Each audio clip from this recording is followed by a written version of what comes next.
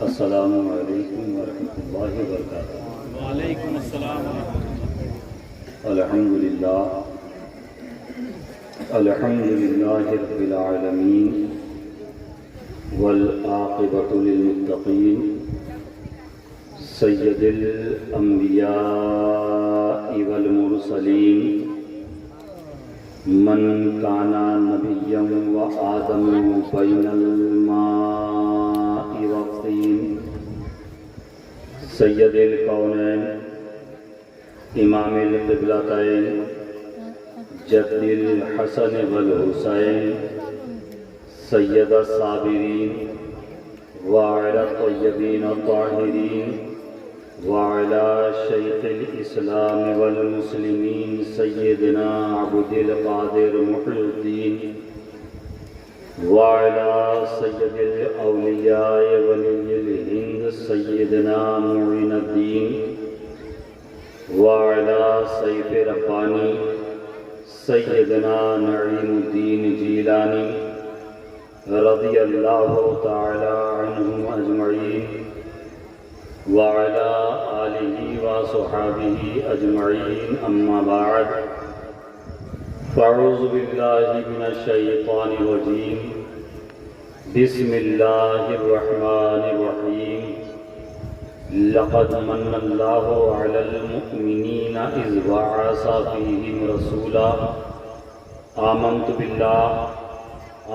باللہ صدق اللہ العظیم وصدق رسولہ النبی الامین المتین المعین الکریم ونحن على ذلك لمن الشاہدین والشاکرین والحمد للہ رب العالمین۔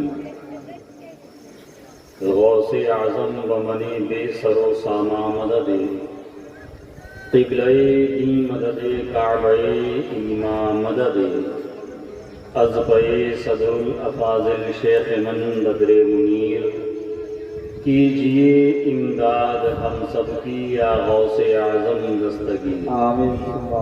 کچھ عرض و معروض سے قبل نہایت ادب و احترام کے ساتھ آئیے ہم اور آپ سب سے پہلے اپنے آقا گنبد خضرا میں آرام فرمانے والے آقا حشر کی تپتی ہوئی دھوپ میں کام آنے والے آقا روحی فدا جناب احمد مجتبی محمد مصطفیٰ صلی اللہ تعالی علیہ وسلم کی بارگاہ بے کس پناہ میں درودوں کی ڈالی محبت کی تھالی میں سجا کر پیش کریں، پڑھیں بآواز بلند درود شریف اللہم صلی علی سیدنا شفیعنا ونبینا ومولانا صلو علیہ الصلاۃ والسلام علیکم یا رسول اللہ یا حبیب اللہ صلی اللہ تعالی علیہ وسلم۔ ایک مرتبہ اپنے انداز میں اپنے لب و لہجے میں آپ کو جیسے آسان لگتا ہو درود شریف پاٹھ کریے، پڑھیے درود شریف اللہم صلی علی سیدنا مولانا محمد وعلی آل سیدنا مولانا محمد صلو علی محمد صلو علی محمد، ہر دم زبان سے نکالو پاک نام محمد، ہر دم زبان سے نکالو شفیعنا محمد صلی اللہ علیہ وسلم۔ بھالو اچھے نا اپنا رہا الحمدللہ۔ میرے لیے بھی دعا کیجیے کہ اللہ مجھے بھی صحت و عافیت عطا فرمائے۔ اس پورے عشرہ مقدس میں میں صرف گھر میں آرام کرتا رہا ہوں. یہ حبیب بابو کی محبت آپ لوگوں کی محبتیں ہیں کہ میں 8 دن کے بعد بستر سے اٹھ کے آپ کے یہاں ڈائریکٹ آیا ہوں. اس لیے ایک تو میری زبان بھی اردو ہے، اوپر سے 1 ہفتہ مسلسل وائرل فیور کی وجہ سے میں بہت زیادہ لمبی چوڑی گفتگو آپ تک نہیں کر پاؤں گا. تھوڑی دیر کے لیے میں آپ کے پاس آیا ہوں. استاذ العلماء حضرت قاری صاحب قبلہ تشریف فرما ہیں. جماعت اہل سنت کی قدآور شخصیتوں میں حضرت کا شمار ہوتا ہے. مرشد آباد، بہرم پور، مالدہ میں بڑے چوٹی کے اساتذہ میں حضرت کا شمار ہوتا ہے. حضرت یہاں تشریف فرما ہے. اللہ تبارک و تعالی حضرت کو عمر خضری کا صدقہ عطا فرمائے اور صحت و عافیت کے ساتھ حضرت کا سایہ اہل سنت پہ دراز فرمائے. آمین. بولیے آمین. یہ ماہ مبارک ربیع الاول شریف کا جو مہینہ ہمارے آپ کے سروں پہ سایہ فگن ہے،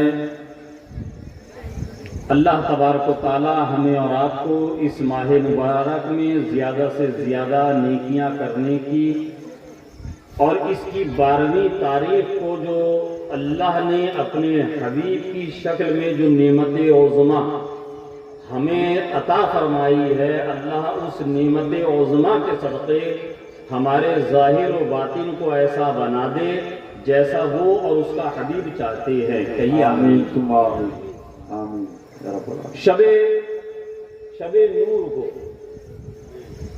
ایک دم صبح صادق کے وقت میں نے بستر علالت پر نعت پاک کے کچھ شعر لکھے تھے.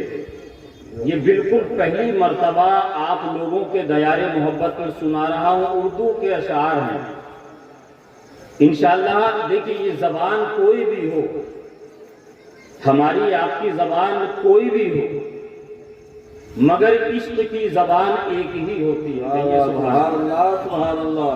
اس لیے کہ عاشقوں کے درمیان جب حضور کا ذکر کیا جاتا ہے، اگر ان کی سمجھ میں اگرچہ نہ آئے، ان کی زبان، ان کی سماعتیں اس زبان کو سمجھیں یا نہ سمجھیں، مگر عاشق کی کیفیت وہ ہونی چاہیے کہ جس زبان میں ذکر ہو، ہم سمجھیں یا نہ، ہمارے آقا کا ذکر کیا جائے گا تو ہماری روح مچل جائے. سبحان اللہ. سبحان اللہ. بولے مچل کے سبحان اللہ. جورے بولے سبحان اللہ.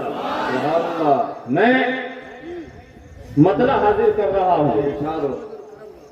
نکھری جہاں کی رنگت، نکھری جہاں کی رنگت، صبح شب ولادت. سبحان اللہ. سبحان اللہ.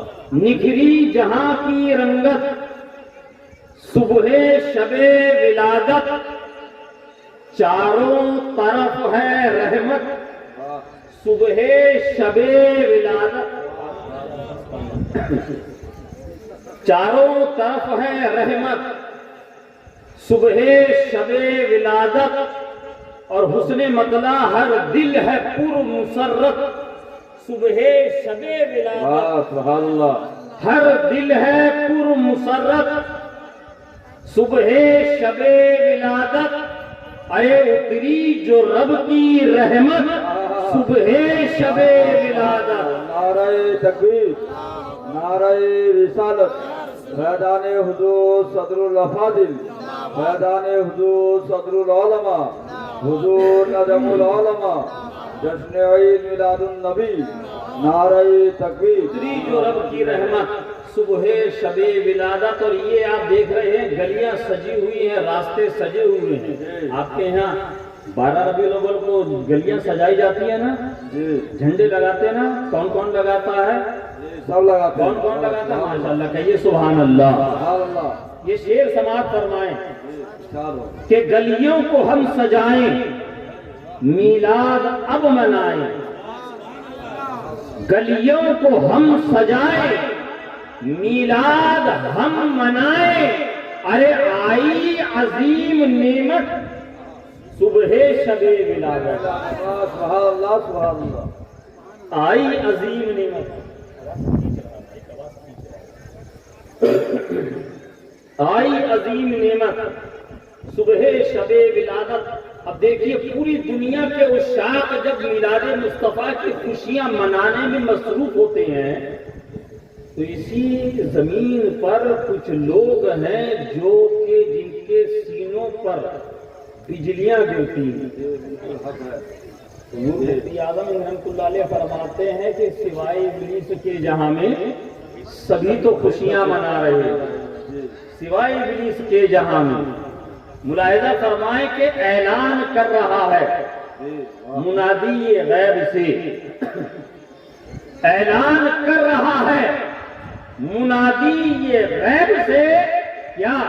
ارے ابلیس پر قیامت صبح و شب ولادت، ابلیس پر قیامت صبح شب ولادت۔ اور ایک شیر کے زندہ نہ اب مرے گی نازوں سے یہ پلے گی، زندہ نہ اب مرے گی نازوں سے یہ پلے گی۔ ارے بیٹی نے پائی عزت صبح شب ولادت۔ نعرہ تکبیر، نعرہ رسالت، جشن عید میلاد النبی، نعرہ تکبیر، نعرہ رسالت، فیضان حضور صدر الافاضل، عظمت والدین، نعرہ تکبیر۔ بیٹی نے پائی عزت صبح شب ولادت، اور آدم سے لے کر عیسیٰ یہ کائنات عالم، آدم سے لے کے عیسیٰ یہ کائنات عالم، وجہ وجود خلقت صبح شب ولادت، وجہ وجود خلقت صبح شب ولادت۔ اور نعت نبی کو پڑھنا ہے نجم کا وظیفہ، نعت نبی کو پڑھنا ہے نجم کا وظیفہ۔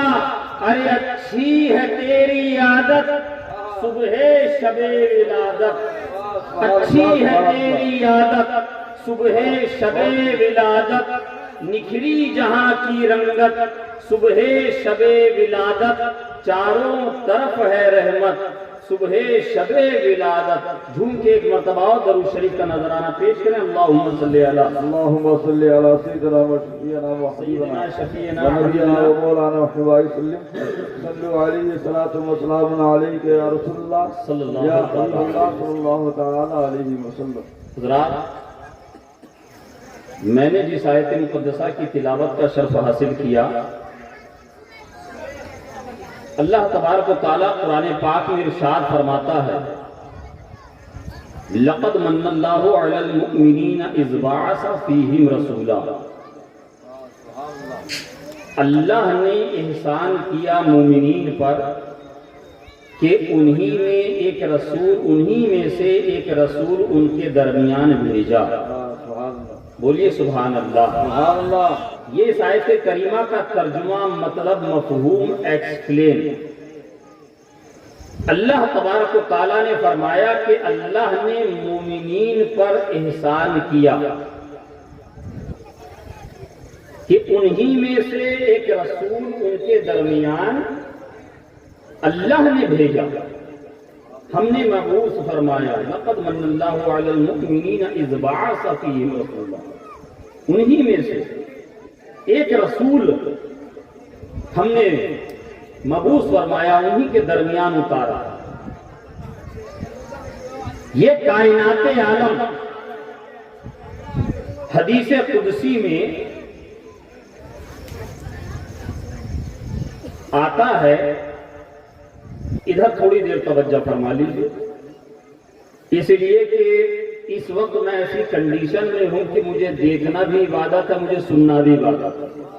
سبحان اللہ، سبحان اللہ۔ میری طرف دیکھیے گا، ادھر دیکھیے گا، انشاءاللہ تو دیکھنے کا ثواب، سنیے گا تو سننے کا ثواب۔ بولیے سبحان اللہ۔ اللہ کے پیارے حبیب صلی اللہ تعالی علیہ وسلم ارشاد فرماتے ہیں کہ میرا رب ارشاد فرماتا ہے حدیث قدسی میں، حدیث قدسی اس حدیث کو کہتے ہیں کہ جو کلام رب کا ہو اور زبان مصطفیٰ کی ہو۔ کہیے سبحان اللہ۔ سبحان اللہ، سبحان اللہ۔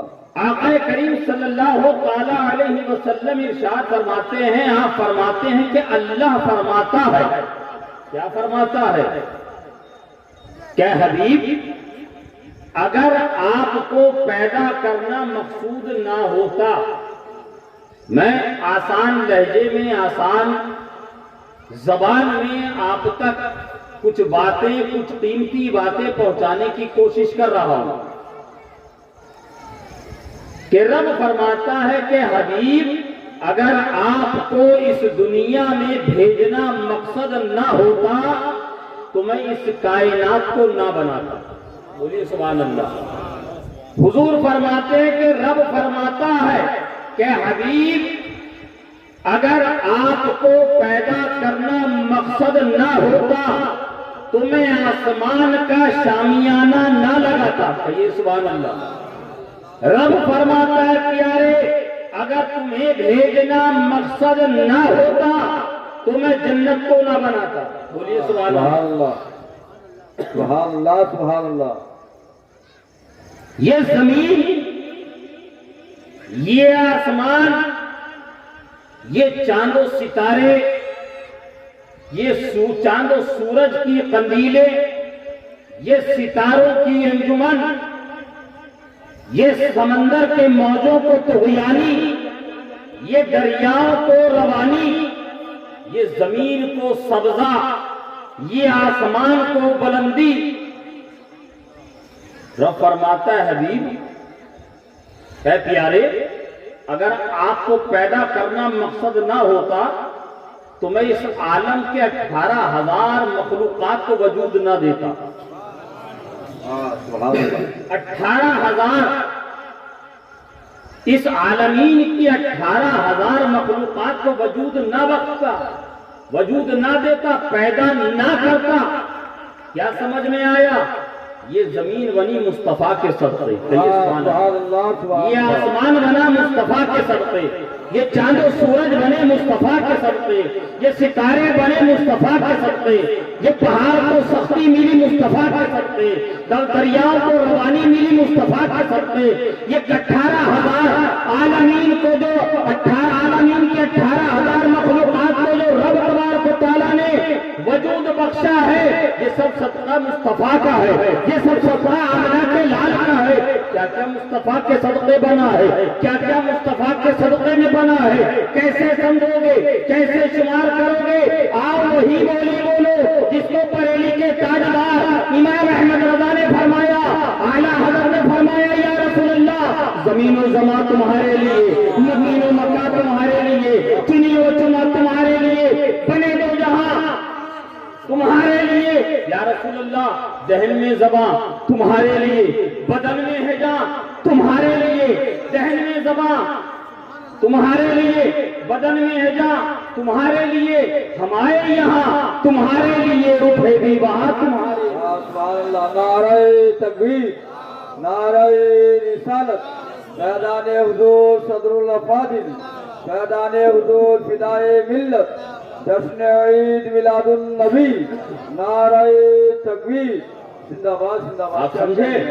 یہ 18,000 مخلوقات، زمین، آسمان، چاند، سورج جو بنائے گئے ہیں میلاد کی وجہ سے۔ بولیے سبحان اللہ۔ آج ہم میلاد منا رہے ہیں نا، آپ منا رہے ہیں نا؟ آپ کے محلے کے لوگوں نے انتظام کیا، کیا کیا؟ یہ شامیانہ لگایا، کیا کیا؟ یہ اسٹیج بنایا، کیا انتظام کیا؟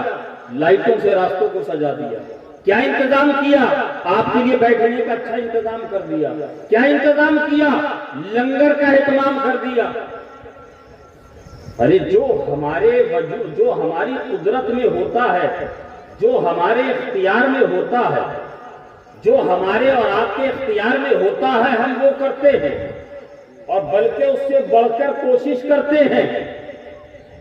یہ آقا کے میلاد پر مسلمانوں کا ہدیہ تشکر ہے، رب کا شکریہ جو اس نے عظیم نعمت کو ہمارے درمیان بھیجا۔ مگر ذرا قربان جاؤ، ہم تو ناقص ہیں، ہم تو کمزور لوگ ہیں، ہم تو ناتواں ہیں، ہم تو مجبور ہیں، ہم تو محتاج ہیں۔ مگر رب تبارک و تعالیٰ جو کہ رب العالمین ہے، بولیے سبحان اللہ، جو خالق کائنات ہے، اس نے جب اپنے حبیب کے میلاد کا اہتمام کیا تو یہ زمین کا بستر بچھا دیا، آسمان کا شامیانہ بچھا لگا دیا، آپ نے لائٹیں لگائی ہیں، رب تبارک و تعالیٰ نے ایسے دنیا کو روشن کر دیا کہ جس کی مثال پوری کائنات میں نہیں ہے، چاند و سورج سے آسمان کو روشن کر دیا، اس دنیا کو روشن کر دیا۔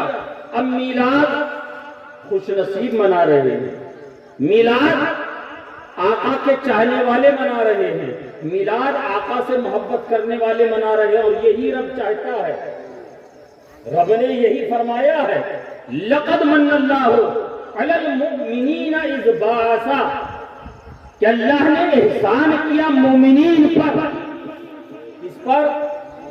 اللہ نے احسان کس پر کیا ہے؟ مومنین پر، مومنوں پر۔ جب مومنوں پر احسان کیا ہے تو احسان جب کسی کے ساتھ کیا جاتا ہے، تو جب کوئی کسی کے ساتھ احسان کرتا ہے تو وہ اس کا شکریہ ادا کرتا ہے نا، کہ آپ کا دھنیہ واد، آپ نے میرے ساتھ یہ کام کیا، مجھ پر یہ احسان کیا، تو احسان کے بدلے میں اس کا شکریہ ادا کیا جاتا ہے۔ یہی دستور اور یہی تقاضا ہے، جس کو اس نعمت عظمیٰ کے ملنے کا احسان کا شکریہ ادا کرنا تھا، وہ میلاد منا رہا ہے۔ اور یہ احسان بھی اللہ تبارک و تعالیٰ نے کسی غیر پر نہیں کیا بلکہ مومنین پر کیا ہے، سبحان اللہ، مومنوں پر کیا ہے۔ اب جو میلاد مصطفیٰ سے چڑھتا ہے، یا جس کو میلاد مصطفیٰ بدعت لگتا ہے، یا جس کو میلاد مصطفیٰ 14ویں صدی کا ایجاد کیا ہوا یہ طریقہ نظر آتا ہے، وہ ہوش کے ناخن لے دونوں گھٹنوں کے درمیان اپنے سر کو رکھے اور سوچے کہ ہم نے اعتراض کرنے کی وجہ سے، ہم نے اعتراض دوسروں پہ کرنے کی وجہ سے اپنے آپ کو کس کی صف میں شامل کر لیا؟ ہم نے تو اپنے آپ کو مومنوں کی جماعت سے نکال دیا، ہم نے تو اپنے آپ کو مومنوں سے جدا کر لیا، اس لیے کہ جب رب نے احسان مومنوں پر کیا ہے تو مومن اس احسان کا شکریہ ادا کرنے کے لیے جمع ہو گئے، مومن شکریہ ادا کر رہے ہیں۔ اور یاد رکھیے گا، یہ سوال ہوتا ہے، یہ سوال کیا جاتا ہے کہ حضور کا میلاد کون منائے، حضور کا میلاد کون کرے، کس کو حضور کا میلاد منانا چاہیے؟ آپ سے بھی یہ سوال ہوگا، ہمارے علماء سے بھی سوال ہوتا ہے، ہم بھی کہیں جاتے ہیں ہم سے بھی سوال ہوتا ہے کہ ہم میلاد کیوں منائیں، میلاد ہم کیوں منائیں؟ تو ہم ان سے ایک ہی بات کہتے ہیں کہ میلاد اس شخص کو منانا چاہیے، میلاد اس مظلوم خاتون کو منانا چاہیے جو 9 مہینے اپنے شکم کے اندر اپنی اولاد کو اپنا خون پلا کر، خون جگر پلا کر پروان چڑھاتی تھی۔ جب وہ بچہ اس کے شکم سے اس دنیا میں آ جاتا تھا، جب وہ بچہ جوان ہو جاتا تھا، جب اس بچے کے ہاتھوں میں طاقت آ جاتی تھی، جب وہ بلوان ہو جایا کرتا تھا، جس ماں نے اس کو پیدا کیا، جس ماں نے اپنا خون جگر پلا کر اس کو پروان چڑھایا، وہی بیٹا لے جا کر اپنی ماں کو بازاروں میں بیچ دیا کرتا تھا۔ یہ جو بازاروں میں بیچنے کی ریت تھی، اگر کسی نے اس ریت کو بدلا ہے، کوئی اور نہیں، آمنہ کا لال ہے۔ ماں کو نعرہ رسالت، فیضان حضور صدر الافاضل، فیضان حضور فدائے ملت، حضور نجم العلماء، جشن عید میلاد النبی، آمد مصطفیٰ، نعرہ تکبیر۔ ماں کو بازار میں بیچا جا رہا تھا۔ میلاد اس بیٹی کو منانا چاہیے، میلاد اس بیٹی کو منانا چاہیے جو 1400 سال پہلے پیدا ہوتی تھی تو اس کا باپ اس کو لے جا کر زندہ قبر میں درگور کر دیتا تھا، زندہ دفن کر دیتا تھا۔ روایتوں میں آتا ہے، ذرا زمانے جہالت کا جاہلیت کا مطالعہ کیجئے، تاریخ کی ورق گردانی کیجئے۔ مسلمانوں پر اعتراض کرنے والوں، آج جو یہ اعلان کرتے ہو، آج یہ سلوگان دینے والوں، سنو کہ بیٹی بچاؤ بیٹی پڑھاؤ کا سلوگان دینے والوں، اگر اس کائنات میں بیٹی کو اگر کسی نے سرکشا پردان کی ہے تو سب سے پہلے کوئی اور نہیں بلکہ مسلمانوں کا پیغمبر مصطفیٰ جان رحمت صلی اللہ علیہ وسلم ہے۔ حضور کی بارگاہ میں ایک صحابی آتے ہیں، دو زانو آ کر بیٹھ جاتے ہیں، رسول پاک صلی اللہ تعالی علیہ وسلم کی بارگاہ میں آ کر ایمان لے آتے ہیں۔ تاریخ نے اس جلیل القدر صحابی کا نام جو اپنے سینے پر محفوظ کیا ہے حضرت سعصع رضی اللہ تعالیٰ عنہ ہے۔ حضرت سعصع جب ایمان لے آئے ہیں، سرکار کی بارگاہ میں ہیں، بارگاہ مصطفیٰ میں عریضہ پیش کرتے ہیں، یا رسول اللہ صلی اللہ تعالیٰ علیہ وسلم، ہم نے اپنی زبان سے آپ کی نبوت کا اقرار کر لیا، رب کی ربوبیت کا اقرار کر لیا۔ یا رسول اللہ، اللہ تبارک و تعالی ہمارے پچھلے تمام گناہوں کو معاف فرما دے گا۔ آقا نے ارشاد فرمایا کہ سعصع، اللہ تمہارے تمام گناہوں کو معاف کر دے گا، تمام گناہوں کو معاف کر دے گا جو بھی تم نے کیے زمانہ جہالت میں، حالت کفر میں جو کچھ کیا، گناہ کیے، خطائیں کری، اللہ ان تمام کو معاف کر دے گا۔ حضرت سعصع فرماتے ہیں،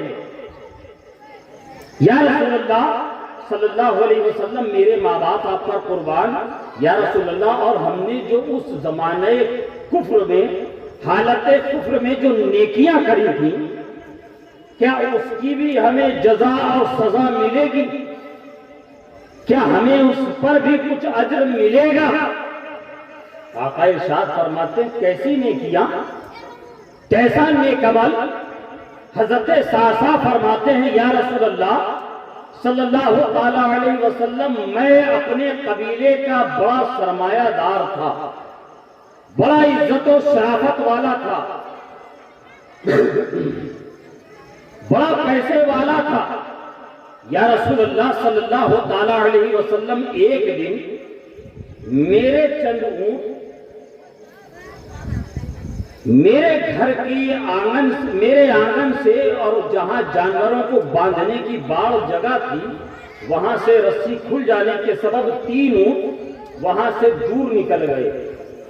یا رسول اللہ، میں اپنے اونٹوں کو تلاش کرتے کرتے ریگستان میں، بیابان میں ڈھونڈنے لگا، میں بڑا پریشان ہو گیا، بڑے طاقتور، بڑے تازہ میرے 3 اونٹ تھے۔ میں اونٹوں کی تلاش میں بیابان ریگستان کو عبور کر کے ٹیلے کے قریب پہنچا تو میں کیا دیکھتا ہوں کہ ایک چھوٹی سی جھاڑی ہے، اس جھاڑی کے پاس ایک معمر بزرگ بیٹھے ہیں، ایک ضعیف بیٹھا ہے، اور اس کے قریب میرے 3 اونٹ چل رہے ہیں۔ میں نے جا کر کہا، اے بزرگ، یہ 3 اونٹ میرے ہیں، یہ 3 اونٹ میرے ہیں۔ وہ کہنے لگے، اگر تمہارے اونٹ ہیں تو لے کر چلے جاؤ، مجھے ان سے کوئی مطلب نہیں، مجھے تمہارے اونٹوں سے کوئی سروکار نہیں۔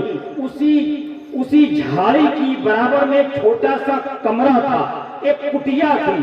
میں نے پوچھا کہ تم یہاں دھوپ میں کیا کر رہے ہو؟ کہا، تجھے نہیں معلوم، آنے والے انجان انسان، میرے گھر میں ایک خاتون حاملہ ہے، میرے گھر میں ایک خاتون پریگننٹ ہے، اس کو لے کر چند عورتیں اس کمرے کے اندر داخل ہو چکی ہیں، تھوڑی دیر کے بعد اس میں بچے کی ولادت جنم ہونے والی ہے۔ میں نے کہا کہ اچھا، کیا ہوگا؟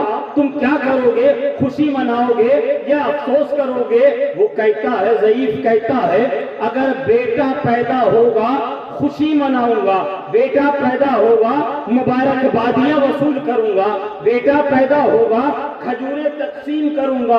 کہا اگر بیٹی پیدا ہوگی، کہا اگر بیٹی پیدا ہو گئی تو اپنے قبیلے کے دستور، اپنے سماج کے رواج کے مطابق لے جا کر میں اس کو زندہ دفن کر دوں گا۔ حضرت سعصع فرماتے ہیں یا رسول اللہ صلی اللہ تعالی علیہ وسلم، میں نے جب اس کی زبان سے یہ جملے سنے میں وہیں پر بیٹھ گیا، اس نے مجھے چند کھجوریں پیش کری، میں نے کھجوریں کھائیں، کیونکہ میں اونٹوں کو تلاش کرتے کرتے تھک گیا تھا، دھوپ کی تمازت بھی بہت زیادہ تھی، گرمی کی شدت بھی بہت زیادہ تھی۔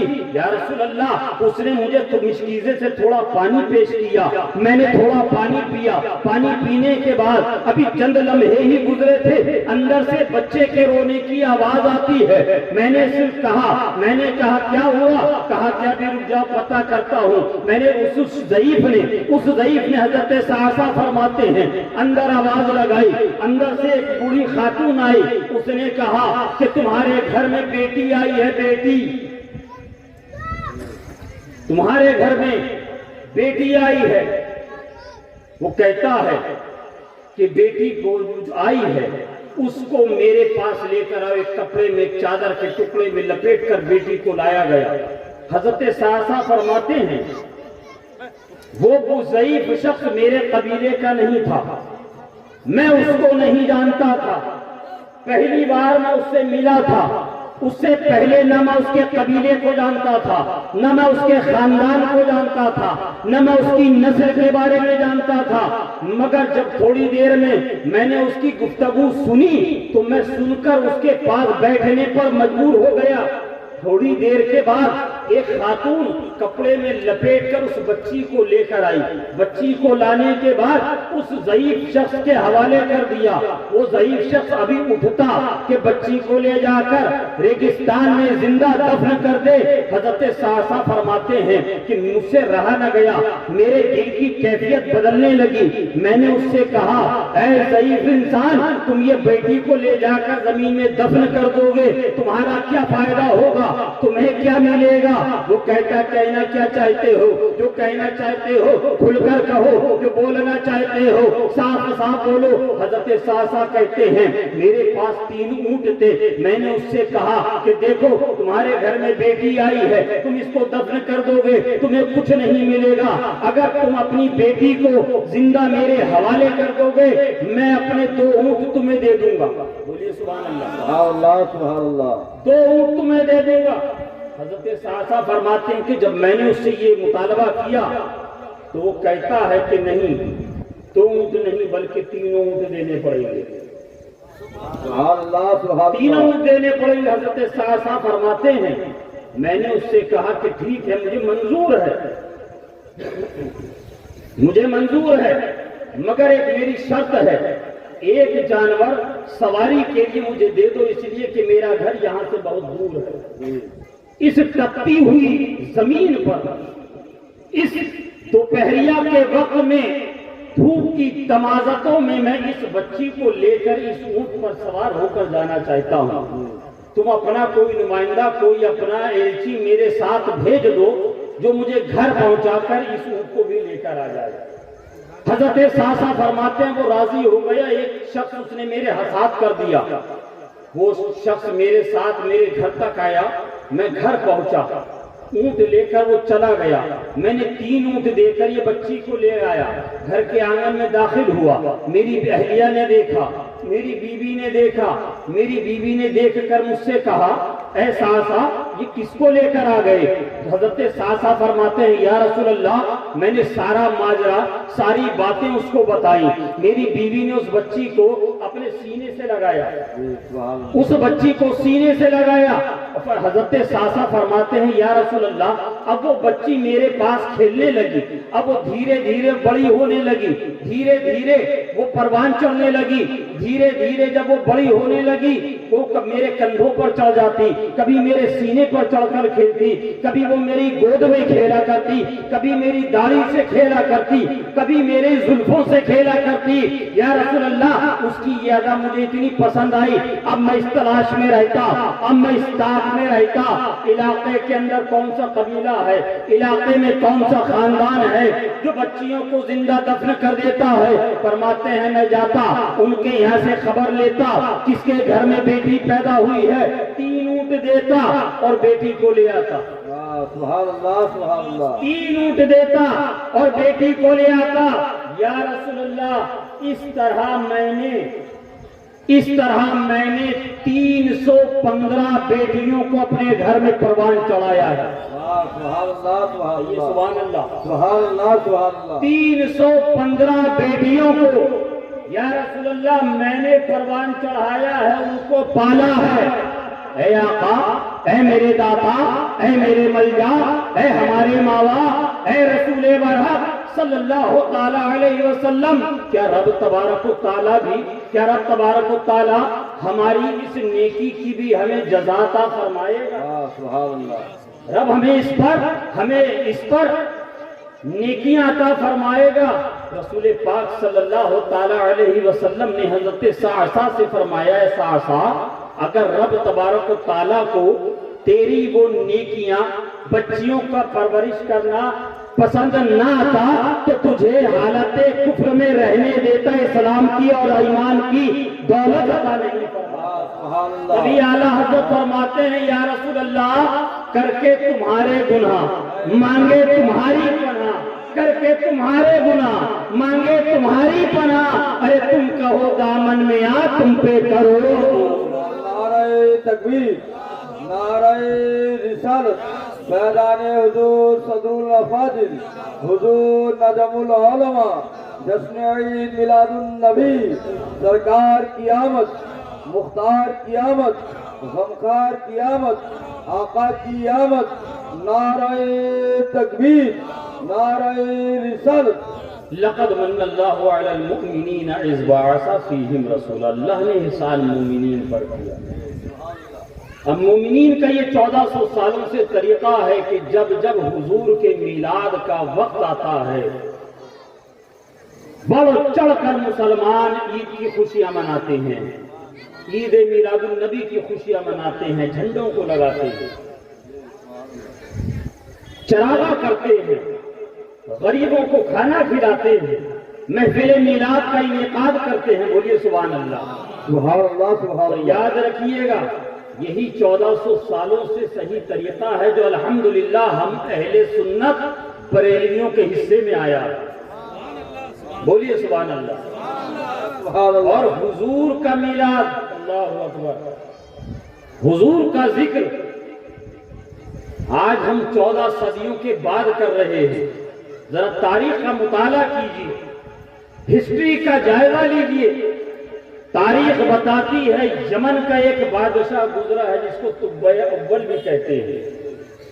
حضور کی ولادت پاک سے 1000 سال پہلے، ہم تو 1400 سال کے بعد منا رہے ہیں، جب آقا ہمارے درمیان تشریف لے آئے تب منا رہے ہیں۔ 1400 سال پہلے تاریخ بتاتی ہے کہ بادشاہ یمن اپنے لاہو لشکر کے ساتھ، اپنی سینا کے ساتھ، اور تاریخ میں یہ بھی آیا ہے کہ وہ اتنا نیک اور رحم دل بادشاہ گزرا ہے کہ جس کے قافلے کے اندر بیک وقت کسی مورخ نے 500 اس دور کے علماء کا ذکر کیا ہے، کوئی کہتا ہے 5000 علماء اس کے لشکر میں اس کے قافلے کے ساتھ رہتے تھے۔ وہ علماء نواز بھی تھا، علماء کے ساتھ یمن سے چلا ہے، سپہ سالار ہے، لشکر جرار ہے۔ چلتے چلتے ایک عرب کے صحرا میں پہنچا ہے جسے تاریخ میں یثرب کے نام سے جانا جاتا ہے، جسے آج مدینہ کہتے ہیں، اس لیے کہ میرے آقا فرماتے ہیں کہ اب میرے مدینے کو یثرب نہ کہنا، اس لیے کہ اب یہ مدینہ ہے۔ کہیے سبحان اللہ، سبحان اللہ، سبحان اللہ۔ حضور کا مدینہ، عاشقوں کے دل کا چین مدینہ، آنکھوں کا نور مدینہ، جہاں ہمارے حضور ہیں وہ مدینہ۔ سبحان اللہ۔ اس مدینے کے خطے پر، اس زمین پر جب وہ بادشاہ اپنے لشکر کے ساتھ پہنچا تو اس کے وزراء نے دیکھا کہ ریگستان کے بیابان وادی کے اندر، پتھریلی زمین کے اندر جہاں دور دور تک سبزے کا نام و نشان نہیں تھا، وہاں کھجوروں کا ایک چھوٹا سا باغ ہے، اسی کے قریب ایک پانی کا چھوٹا سا چشمہ بھی جاری ہے۔ بادشاہ کو وزراء نے کہا کہ بادشاہ سلامت، ہم لوگ مسلسل کئی دن سے سفر کر رہے ہیں، ایسی اچھی جگہ نہیں ملی جہاں باغ اور پانی دونوں ہوں۔ اے بادشاہ، ہم چاہتے ہیں کہ کچھ دن یہاں پر قیام کر لیا جائے۔ وزراء نے جب یہ کہا تو بادشاہ نے کہا ٹھیک ہے، رہنے کا انتظام کیا جائے، کیمپ لگائے گئے۔ رات کو کھانے سے فارغ ہونے کے بعد چہل قدمی کرتے ہوئے اس قافلے میں شامل علماء کرام کی ایک جماعت جب نکلتی ہے باہر خیمے کے، اور اس کیمپ کے باہر جب جاتی ہے تو انہوں نے کیا دیکھا؟ زمین کا ایک خطہ ہے، زمین کا ایک حصہ ہے جس سے ایک سفید نور کی روشنی نکل رہی ہے، جس سے نور نکل رہا ہے اور آسمانوں کی طرف جا رہا ہے۔ ان علماء کرام نے جب یہ دیکھا تو وہ اس کے ارد گرد حالہ بنا کر بیٹھ گئے۔ ساتھ میں جو کتابیں تھیں، دستاویز تھے، ان کتابوں کو کھولا، ان کا مطالعہ کرنا شروع کر دیا کہ یہ کون سی زمین ہے، اس کو یہ فضیلت اور یہ خاصیت کیسے ملی کہ پورے عرب کے اندر جہاں تاریکی ہے اس حصے سے ایک نور آسمان کی طرف جا رہا ہے، دودھ کی طرح سفید نور جا رہا ہے۔ تاریخ بتاتی ہے کہ رات سے لے کر صبح تک آپس میں علماء میں بحث ہوتی رہی، مناظرہ ہوتا رہا، مباحثہ ہوتا رہا، دلیلیں دی جاتی رہی۔ ایک دلیل دیتا دوسری رد کر دیتا، دوسرا دلیل دیتا تیسرا رد کر دیتا، تیسرا دلیل دیتا چوتھا رد کر دیتا۔ رات بھر یوں ہی گزر گیا۔ جب صبح کا وقت آیا تمام لوگ اس بات پر متفق ہوئے کہ یہ کوئی اور زمین نہیں ہے بلکہ یہ وہ زمین کا وہی خطہ ہے جس خطے کے اوپر نبی آخر الزمان محمد رسول اللہ صلی اللہ تعالی علیہ وسلم تشریف لانے۔ سبحان اللہ سبحان اللہ۔ وہ تشریف لائیں گے۔ علماء کرام میں جب یہ اتفاق رائے ہو گئی، ساری تحقیقیں جب اس بات پر متفق ہو گئی تو سب نے کہا کہ سنو، بادشاہ طب اول کو جا کر اس بات کی اطلاع دے دی جائے کہ وہ یہاں سے جہاں جانا چاہتے ہوں چلے جائیں۔ سپاہی ان کے ساتھ ہیں، جرنیل ان کے ساتھ ہیں، وزراء ان کے ساتھ ہیں، ماہرین ان کے ساتھ ہیں، سب کو لے کر چلے جائیں، مگر ہم یہاں سے نہیں جائیں گے، اگرچہ اس پر بادشاہ ہمیں سزائے موت کا حکم ہی کیوں نہ دے دے۔ اب ہماری زندگی اور موت اسی زمین پر ہوگی۔ یہ علماء کرام نے اتفاق کر لیا، یہ فیصلہ کر لیا۔ بادشاہ یمن کے پاس جا کر علماء کے وفد نے کہا ہے بادشاہ سلامت، آپ اب یہاں سے جہاں جانا چاہتے ہو چلے جائیں، مگر یہ ہمارے علماء کرام کی جو جماعت ہے یہ اس جگہ سے نہیں جائے گی۔ بادشاہ نے کہا، بادشاہ یمن نے کہا، اے میری قوم کے علماء، کیا یہاں کی آب و ہوا تمہیں زیادہ راس آ گئی ہے؟ کیا یہاں کی کھجوریں زیادہ میٹھی اور شیریں ہیں؟ کیا اس جھرنے کا پانی، چشمے کا پانی کچھ زیادہ ہی تمہیں ٹھنڈا اور میٹھا لگ گیا ہے، جس کی وجہ سے تم عیش و عشرت میں محل میں گزرنے والی زندگی کو چھوڑ کر یہاں زندگی گزارنے پر آمادہ ہو؟ علماء کرام نے کہا کہ بادشاہ سلامت، یہاں رکنے کی وجہ نہ وہ جھرنا ہے نہ یہ کھجور کے باغات ہیں۔ کہا پھر کیا وجہ ہے جو تم یہاں رکنا چاہتے ہو؟ تب علماء کرام نے فرمایا کہ اے بادشاہ، کل کی رات ہم نے اس زمین پر ایسی بات دیکھی ہے، زمین کے اس خطے سے ایسا نور نکلتے ہوئے آسمانوں کی طرف جاتے ہوئے دیکھا ہے جو ہم نے تحقیق کری کتابوں کا مطالعہ کر کے اس نتیجے پر پہنچے کہ یہ کوئی اور زمین نہیں، یہ کوئی اور جگہ نہیں، یہ وہی جگہ ہے جہاں پیغمبر آخر الزمان محمد رسول اللہ صلی اللہ تعالی علیہ وسلم تشریف لائیں گے۔ سبحان اللہ سبحان اللہ۔ اسی زمین پر نبی اللہ کے آخری پیغمبر تشریف لائیں گے، اس لیے ہم نے یہ فیصلہ کیا ہے، ہم نے یہ ارادہ کیا ہے کہ ہم لوگ اب اس زمین کو چھوڑ کر نہیں جائیں گے۔ بادشاہ نے کہا کہ میری قوم کے علماء کرام، اگر تم نے یہ بات دیکھی ہے، تم نے یہ بات تحقیق اور ریسرچ سے یہ مان لی ہے، تو سنو، یہاں پر صرف تم نہیں رہو گے بلکہ یہاں تمہارے ساتھ میں بھی رہوں گا، سبحان اللہ۔ میں بھی رہوں گا۔ وزراء سے کہا، وزیروں سے کہا کہ یہاں پر تمام علماء کرام کے لیے جو یہاں رکنا چاہتے ہیں ان کے لیے مکان بنائے جائے، اور میرے لیے اسپیشل 2 منزلہ مکان بنایا جائے، ڈبل اسٹوری کا مکان بنایا جائے۔ تاریخ بتاتی ہے کئی سالوں کے اندر وہ مکان تعمیر ہوئے۔ جب وہ مکان، وہ علماء کرام کے اور بادشاہ کا وہ مکان 2 منزلہ تعمیر ہو گیا، بادشاہ نے اپنے وزراء کو بلایا، علماء کو بلایا، ایک وصیت تیار کری۔ وصیت میں لکھا کہ یہ مجھ فقیر حقیر بادشاہ یمن کی طرف سے یہ سلام رسول پاک صلی اللہ تعالی علیہ وسلم کی بارگاہ میں،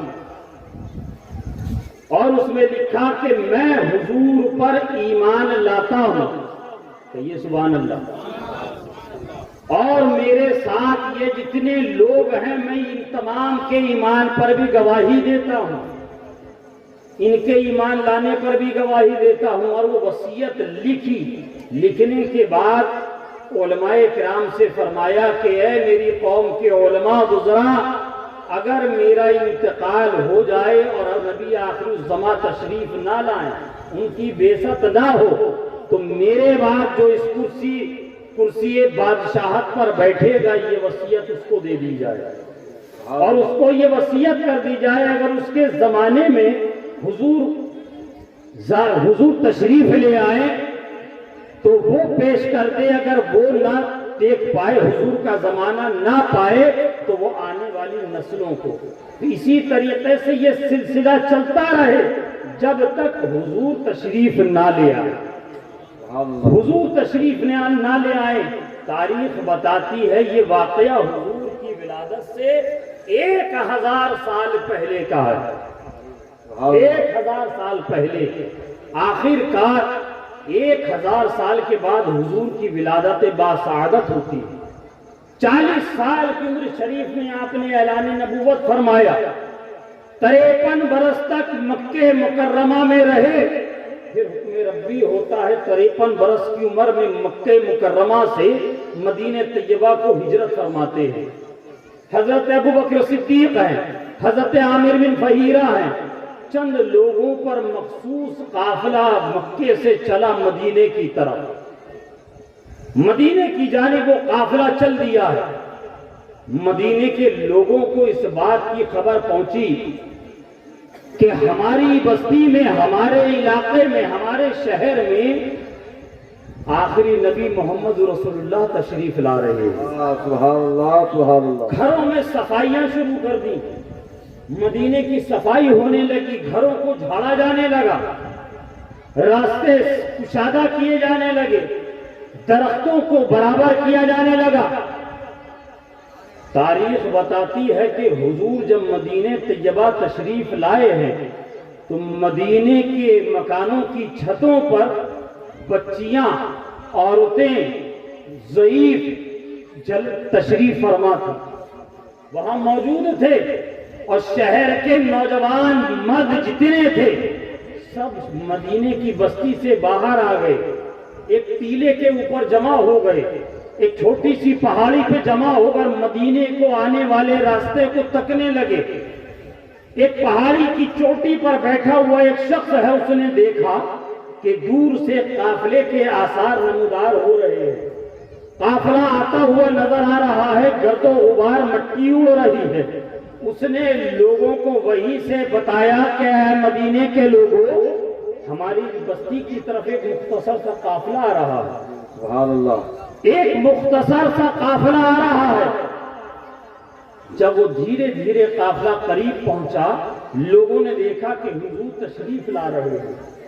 تاریخ بتاتی ہے حضور اپنی سواری قصوہ پہ تشریف فرما ہے، حضور سواری پہ ہے، حضرت ابو بکر ہے، حضرت عامر بن فہیرہ ہے، حضور کے غلام بھی ساتھ میں ہیں، چند لوگوں پر مشتمل قافلہ مدینے کی وادی میں جب داخل ہوا، تاریخ بتاتی ہے کہ مدینے کی بچیوں کے ہاتھوں میں چھوٹی چھوٹی دف تھی، چھوٹی چھوٹی دف تھی، اور اس کو بجا بجا کر پڑھ رہی تھی طلع البدر علینا من ثنیات الوداع وجب الشکر علینا ماذا للہ داعی۔ سبحان اللہ، مدینے کی بچیاں، مدینے کے لوگ جب حضور تشریف لائے تو یہ ترانہ پڑھنے لگے، یہ ترانہ گانے لگے۔ آج ہم پڑھتے ہیں مصطفیٰ جان رحمت پہ لاکھوں سلام، شمع بزم ہدایت پہ لاکھوں سلام، جس سہانی گھڑی چمکا طیبہ کا چاند، اس دل افروز سعد پہ لاکھوں سلام۔ مدینے کی بچیاں کیا پڑھ رہی ہیں؟ طلع البدر علینا من ثنیات الوداع۔ اور تاریخ بتاتی ہے کہ مدینے کے جو سردار تھے، اگرچہ اس وقت اس کا نام مدینہ نہیں تھا، مگر میں حضور نے جو فرمایا اس فرمان پر عمل کرتے ہوئے مدینہ کہہ رہا ہوں۔ مدینے کے جو سردار تھے انہوں نے اپنے سروں سے عمامے کو کھولا اور خنجر میں اس کو باندھا، اور ہاتھوں سے ہلا ہلا کر، قلا بازیاں کھا کر، اچھل اچھل کر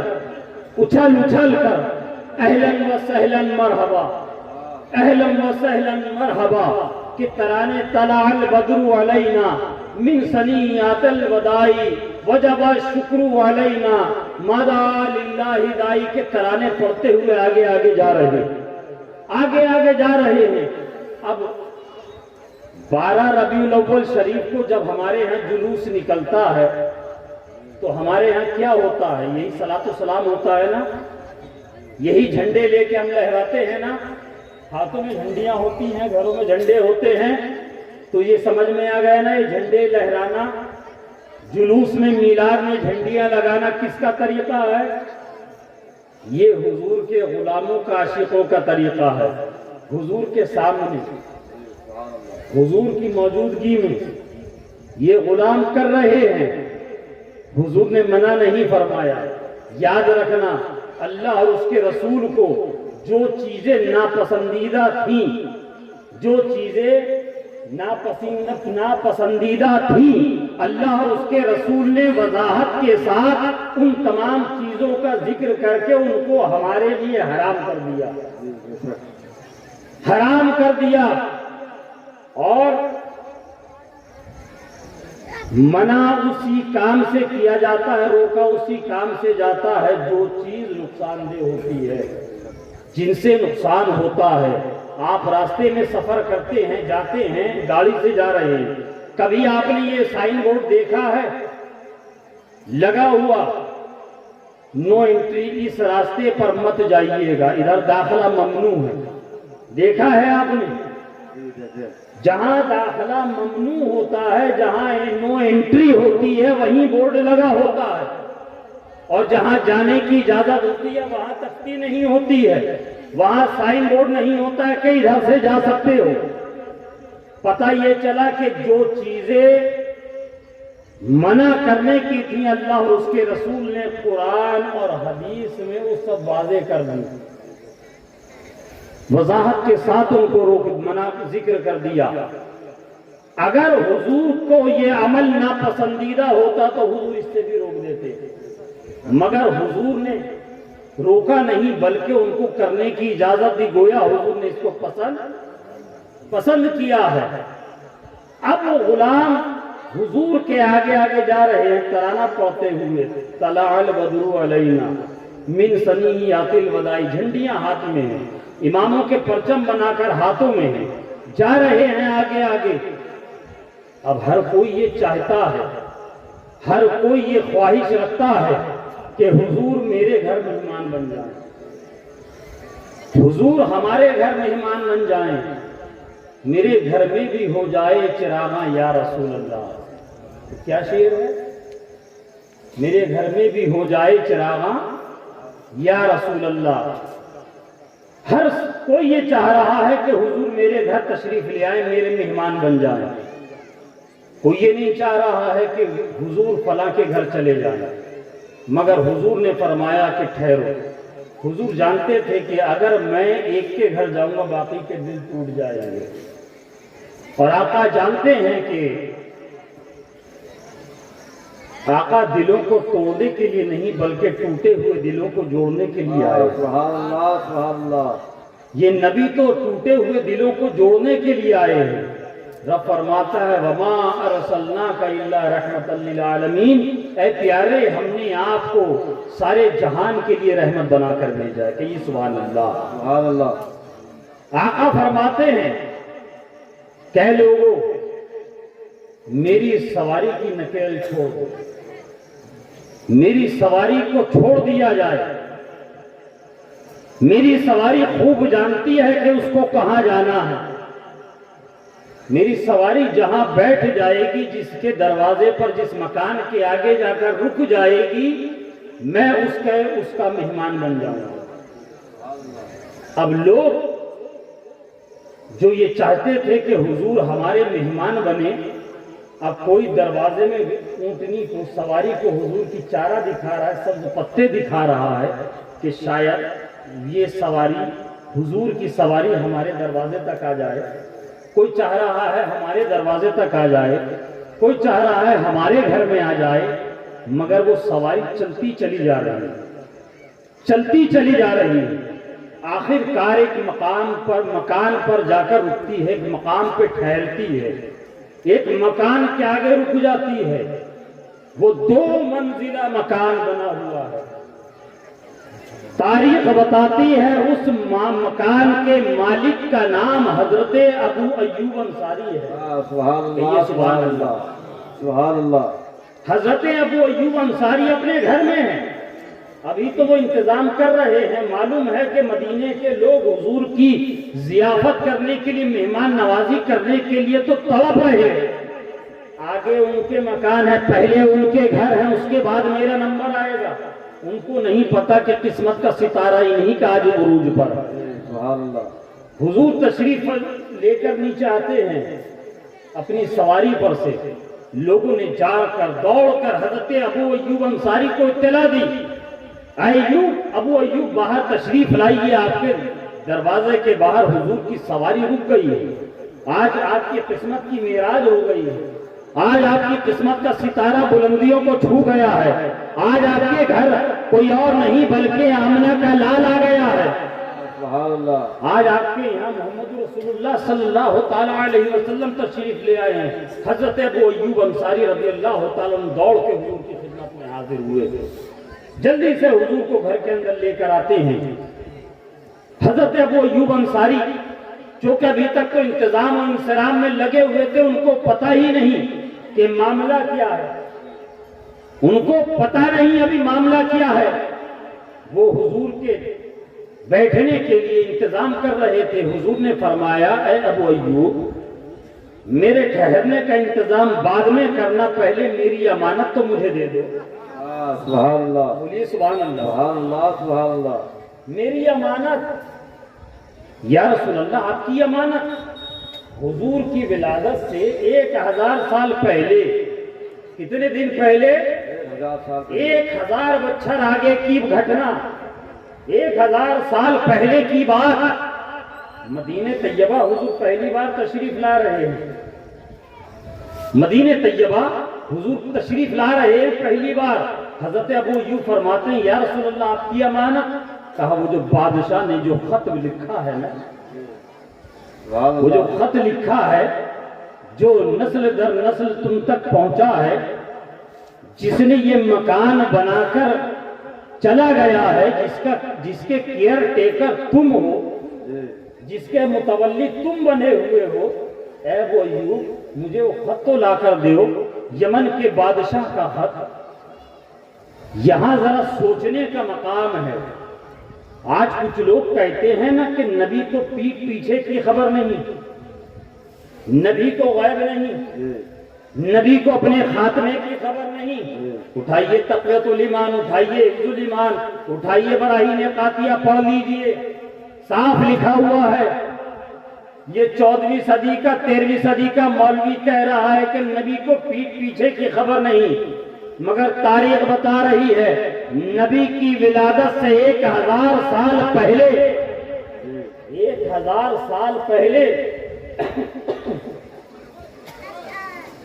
یمن کا بادشاہ نعرہ تکبیر، نعرہ رسالت، فیضان حضور صدر الافاضل سرکار کی آمد، مختار کی آمد، سرور کی آمد، سونے کی آمد، مکی کی آمد، مدنی کی آمد، آقا کی آمد، نعرہ تکبیر، نعرہ رسالت۔ رسول پاک صلی اللہ تعالی علیہ وسلم کی ولادت پاک سے 1000 سال پہلے یمن کا بادشاہ صبح اول جو خط دے کر گئے اور جس مکان کو بنا کر حضور کے لیے ہدیہ کر گئے، جو حضور کی بارگاہ میں نذرانہ دے کر گئے، جو خط چھوڑ کر وصیت چھوڑ کر گئے، جو آج 14ویں صدی کا مولوی نبی کے علم غیب پر اعتراض کرتا ہے نا، اس کو ذرا تاریخ کی ورق گردانی کرنی چاہیے، اس کو بریلی کا سرما اپنی آنکھوں میں لگا کر حدیث رسول کا مطالعہ کرنا چاہیے، اس لیے کہ جس کی آنکھ میں موتیا بند ہوتا ہے تو اس کا علاج ہو جاتا ہے، مگر جو بغض و حسد کا چشمہ پہن لیتا ہے اس کا علاج نہیں ہوتا ہے۔ یاد رکھیے گا، محبت رسول سے وقت گردانی کرو گے، تاریخ کا مطالعہ کرو گے تو سمجھ میں آئے گا۔ ارے تم حضور کے علم غیب کے بارے میں سوال کرتے ہو، نادانو، حضور جس سواری پر تشریف فرما ہوا کرتے تھے، حضور جس اونٹنی پر سواری کیا کرتے تھے، اس اونٹنی کو بھی یہ معلوم ہے کہ آج مجھے مدینے میں کس کے مکان کے آگے جا کر رکنا ہے۔ سبحان اللہ، نعرہ تکبیر۔ حضور کی امانت کس مکان میں ہے یہ اونٹنی بھی جان رہی ہے، یہ حضور کی سواری کو بھی علم ہے۔ تم حضور کے علم غیب کے بارے میں سوال کرتے ہو، جس کے بارے میں قرآن فرماتا ہے، جس کے بارے میں قرآن میں رب فرماتا ہے کہ پیارے اے حبیب، ہم نے آپ کو وہ سب کچھ سکھا دیا جو کچھ آپ نہیں جانتے تھے۔ وَعَلَّمَكَ مَا لَمْ تَكُنْ تَعْلَمْ وَكَانَ فَضْلُ اللَّهِ عَلَيْكَ عَظِيمًا۔ اے حبیب، جو آپ نہیں جانتے تھے آپ کے رب نے آپ کو وہ بھی بتا دیا۔ بتانے والا رب، بتانے والا کون ہے؟ رب کائنات۔ علم غیب دینے والا کون ہے؟ رب ہے۔ رب دے رہا ہے محبوب کو، محبوب لے رہے ہیں رب سے۔ یہ رب اور محبوب کے درمیان کا معاملہ، رب دے رہا ہے محبوب لے رہے ہیں، رب دے رہا ہے محبوب لے رہے ہیں۔ رب نے دیا، نبی نے لے لیا، اللہ نے دیا، رسول اللہ نے لے لیا، مگر 13ویں صدی کے ملا کی سمجھ میں نہیں آیا کہ نبی کو علم غیب آتا ہے کہ نہیں آتا ہے۔ شیطان ملک الموت کے علم کا تو قائل ہے، مگر وہ کہتا ہے کہ نبی کو غیب نہیں آتا۔